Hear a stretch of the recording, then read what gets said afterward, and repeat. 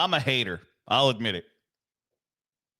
Unabashedly, I hate when politicians get involved in college football. It never goes well. It makes politicians look stupid. It makes college football programs look weak and inefficient, and all of the things are bad. Whether it's an Ohio state representative saying that the Buckeyes shouldn't be allowed to play at noon except for when they play Michigan, and by God, we're going to sue Fox and you look dumb. Or if congressmen, state representatives in North Carolina say North Carolina State have to be in the same conference, and if one of them tries to break away, it's going to be ridiculous. Or UCLA has to pay alimony to Cal because they're not in the Big Ten and Cal wants to be in the Big. It's dumb. It's always dumb. It's stupid. There should be no place in college football or sports in general, for that matter, for suits at your state capitol or in Washington. They suck. There's no good that comes of it. And yet, they still get their fingers in the sport, and it's stupid. Right now in Michigan, there is a bill that would say that Michigan and Michigan State, and to a lesser extent, Central Michigan, Western Michigan, Eastern Michigan, wouldn't have to follow NCAA NIL rules if this bill were to pass.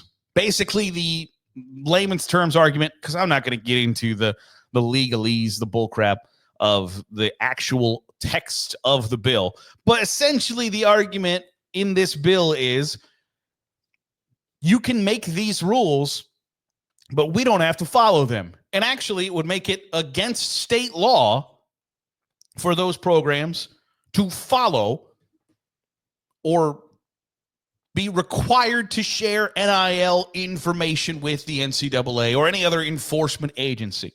Now, that flies in direct conflict with what Michigan and Michigan State already have in kind of the byproduct or the bylaws of the Big Ten that say you will follow the enforcement and you will follow the rules that the Big Ten, NCAA, etc., put forth.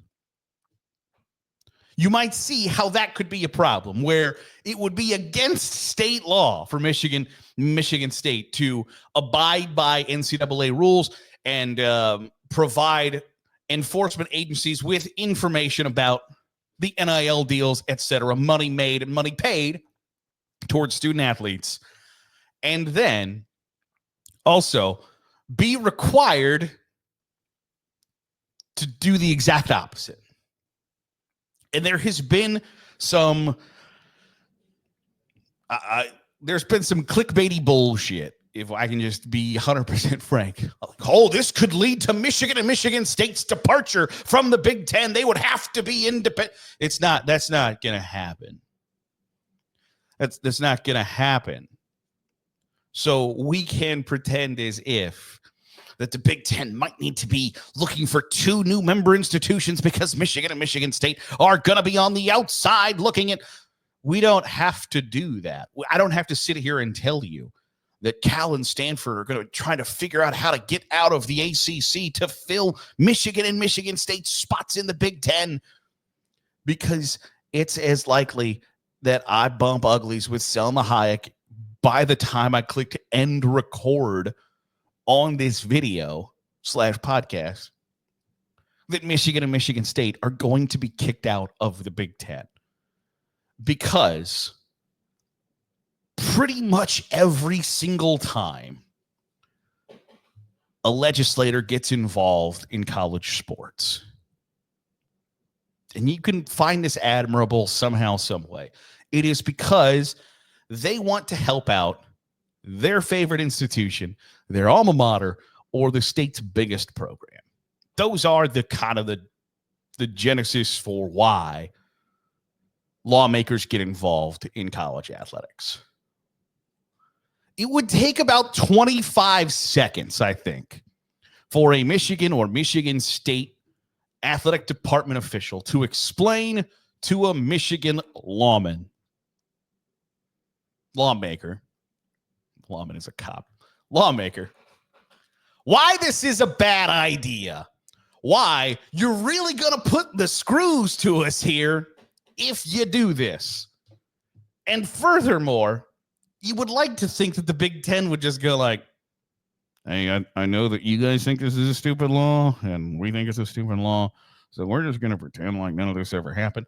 But I think they would kind of have to be forced into saying like, hey, we got to do something here. Because I can't imagine a scenario where Michigan and Michigan State get to play by like a whole different set of rules, and Iowa and Nebraska are like, hell, it's fine. We don't care. That's great. But it takes all about 10 seconds for Sharon Moore or somebody else in the Michigan or Michigan State Athletic Department to say, like, hey, this is a really bad idea, and I'll explain it to you why. And as long as that lawmaker can understand anything above the like emotional development about the age of 5, which depending on the state or the lawmaker could be asking a lot, they're going to go, oh, yeah, wait, okay, you're right. What I was trying to do was set you up so where you can pay these kids all the money you want and nobody ever has to know about it. Like the idea is kind of like is par for the course for Michigan of like, hey, we're trying to set up a situation where you didn't have to follow the rules. Where like everybody agrees on like you shouldn't do X, Y, Z, and then it would be okay that you did X, Y, Z. And that's a bad like kind of precedent to follow or be interested in setting. But the idea, overarching, put the bill aside, put the Big Ten ain't going to kick out Michigan and Michigan State. The SEC, this happened a couple of weeks ago with Tennessee doing a similar. The SEC is not going to kick out Tennessee.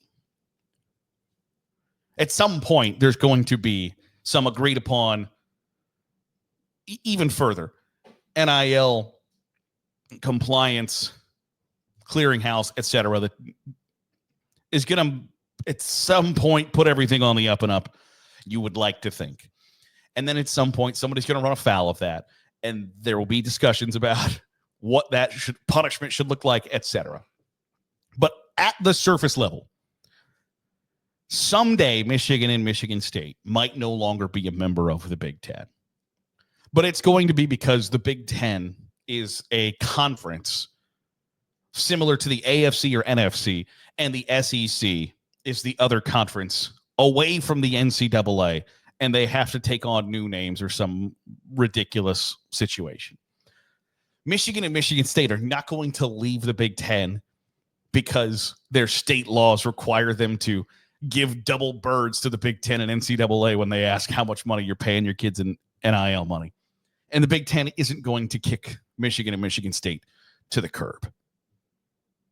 Those are dumb, ridiculous arguments. Just like the SEC is not going to kick Tennessee to the curb because they don't like potential NIL state laws put into place. Overarching, when legislators, politicians, government officials get involved in college football, it is dumb. Whether it is we want these two schools to play each other in football every year, whether it is we want them in the same conference, we don't want them to play on Peacock and ESPN Plus, we want them to play in primetime, or we want to be able to pay as much to student athletes as possible, and we don't really want you to know how much we're paying them. Those are just somewhat recent examples, and every single one of them makes me lose just a little bit of faith in humanity. And also, it kind of makes you question the legitimacy of a lot of different avenues and institutions that I don't really want to sit here and have to confront on this podcast or in life in general. So I hope and pray that we get to a spot where legislators, lawmakers, politicians, government officials just shut up and watch the game and enjoy. But and part of it is that it can be a good thing if you're a psycho.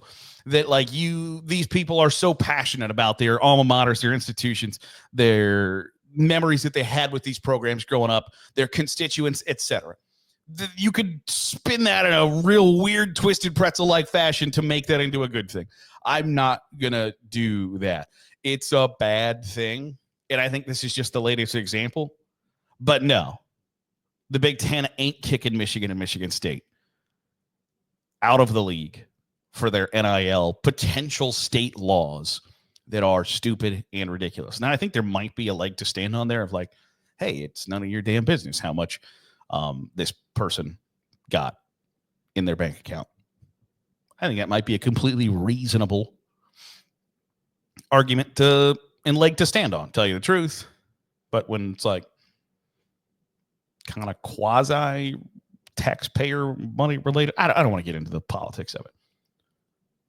It's just a dumb law. It's a dumb way to try to set up your college football team to take advantage of a situation. When really it should be like, can we just figure this out on the field, and like the coaches are responsible for figuring out who the best players are. Maybe that's asking too much. I don't know. But it's just a dumb overarching. The entire situation, stupid. So let's cut that out, shall we? I want to know your thoughts. Do you think your favorite school should get help from the state legislature to give it a leg up on the competition? Let me know in the comments below. I'd love to read those. That'll do it for today's episode of the Daily Huddle. I appreciate you making us a part of your day, however it is, wherever it is you're doing so. If you're watching on YouTube, hit the subscribe button. Make sure you're getting all the right college football content you're pumping out. If you're listening on the podcast feed, drop a 5-star review. It goes a long way in helping out the channel. I'll see you tomorrow for another episode of the Daily Huddle.